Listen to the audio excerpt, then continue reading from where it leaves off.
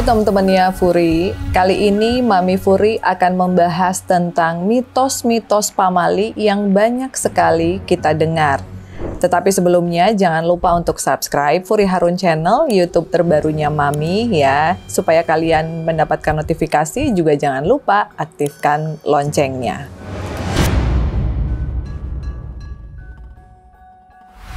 Apakah kalian benar-benar percaya mitos atau sekedar hanya menganggap itu sebagai hal yang sengaja diturunkan oleh orang tua kita dulu untuk menakut-nakuti?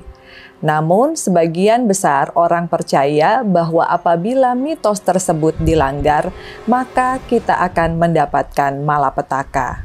Berikut kita akan bahas tentang mitos-mitos yang pantang untuk dilanggar. Yang pertama, dilarang duduk di depan pintu. Nah, mitos ini mengatakan bahwa jika seseorang duduk di depan pintu, maka dia akan sulit untuk mendapatkan jodoh, ya. Jadi, mungkin ini berasal dari kepercayaan bahwa duduk di depan pintu akan menghalangi orang lain untuk masuk atau keluar dengan mudah. Kemudian yang kedua, jangan menyapu di malam hari. Banyak orang yang percaya bahwa menyapu pada malam hari dapat mengusir rejeki, atau membawa nasib buruk. Meski demikian, alasan praktisnya bisa jadi karena pada zaman dulu penerangan terbatas pada malam hari, sehingga bisa beresiko merusak barang-barang saat sedang menyapu dalam kegelapan. Kemudian teman-teman, yang ketiga adalah mitos tangan gatal. Jadi jika telapak tangan gatal, banyak yang percaya bahwa itu pertanda akan menerima uang jika tangan kanan, atau kalau yang gatalnya tangan kiri, maka akan kehilangan uang. Mitos ini cukup populer di kalangan masyarakat di Indonesia. Kemudian yang keempat adalah mendengar suara cicak.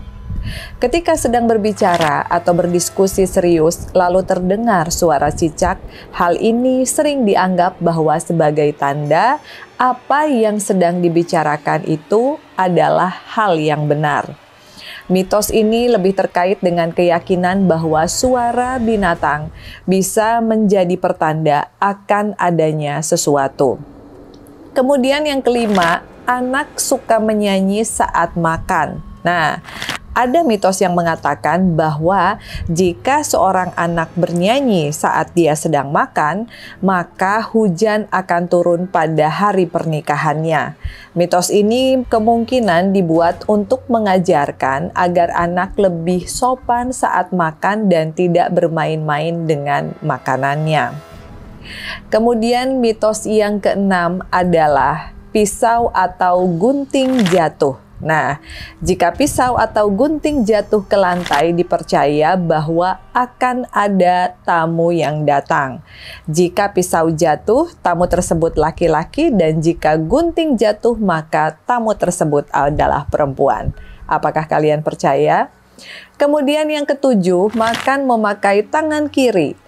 Mitos yang cukup kuat di berbagai daerah di Indonesia adalah bahwa makan dengan tangan kiri dianggap tidak sopan dan bisa membawa nasib buruk. Ini juga terkait dengan ajaran etika di dalam budaya Islam, di mana tangan kanan digunakan untuk hal-hal yang bersih dan mulia, sementara tangan kiri untuk hal-hal yang dianggap kotor. Kemudian mitos yang kedelapan adalah jangan menyapu kaki orang. Karena menyapu kaki seseorang dipercaya bisa membuat orang tersebut tidak akan menikah. Hati-hati ya teman-teman. Hal ini mungkin dimaksudkan untuk menghindari tindakan yang dianggap kasar atau tidak sopan saat sedang membersihkan rumah. Jadi perhatikan kalau sedang nyapu jangan ada kaki orang di sekitar kamu ya. Kemudian yang kesembilan adalah mitos bayi menangis. Jika bayi menangis terus-menerus pada malam hari, dipercaya bahwa dia menangis karena diganggu oleh makhluk halus. Jika bayi menjatuhkan sendok, itu dianggap pertanda akan ada tamu yang datang ke rumah. Kemudian yang ke-10 adalah memotong kuku di malam hari. Nah, jadi memotong kuku di malam hari sering dianggap membawa sial atau bahkan bisa memperpendek umur seseorang.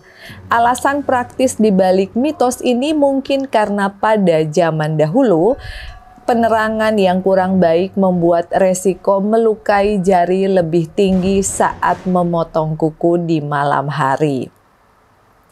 Kemudian mitos selanjutnya adalah bersiul di malam hari.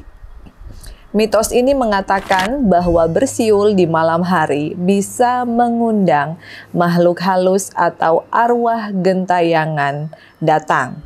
Meskipun ini mungkin lebih merupakan cerita untuk menakut-nakuti anak-anak agar tidak bersiul terlalu larut malam. Mitos ini namun masih sering dipercaya hingga saat ini. Kemudian mitos selanjutnya adalah jangan berdiri di bawah pintu. Jika seseorang berdiri terlalu lama di bawah pintu atau di ambang pintu, dipercaya bahwa orang tersebut akan sulit sekali mendapatkan rezeki atau bahkan akan mengalami kesulitan hidup. Alasan logisnya agar orang tidak menghalangi akses keluar masuk ya. Kemudian mitos selanjutnya yang ke-13 adalah menghindari menjahit baju yang sedang dipakai. Banyak yang percaya bahwa jika kita menjahit pakaian yang sedang dipakai, itu akan menyebabkan nasib buruk atau bahkan kebodohan. Alasan praktisnya mungkin karena resiko tertusuk jarum saat menjahit pakaian yang masih kita pakai. Jadi sebaiknya dilepaskan terlebih dahulu pakaiannya. Kemudian yang ke-14 adalah mitos cermin di malam hari. Nah, mengatakan bahwa melihat cermin di malam hari bisa membawa nasib buruk atau bahkan mengundang roh jahat. Ini mungkin terkait dengan kepercayaan bahwa cermin bisa menjadi pintu menuju dunia lain. Meskipun banyak dari mitos-mitos ini tidak didukung oleh bukti ilmiah, namun mereka tetap menjadi bagian dari budaya dan tradisi sehari-hari di Indonesia. Mitos ini sering dipatuhi karena rasa hormat terhadap adat istiadat serta kepercayaan nenek moyang yang sudah diturunkan secara turun-temurun. Gimana nih teman-teman, dari sekian mitos yang tadi Kak Furi bahas, apakah salah satunya pernah kalian langgar? Lalu setelah kalian melanggarnya, apa yang terjadi dalam kehidupan kalian? Sekali lagi, ini hanyalah mitos, boleh percaya atau tidak, karena kebenaran hanyalah milik Tuhan yang Maha Kuasa. See you on the next episode. Bye-bye.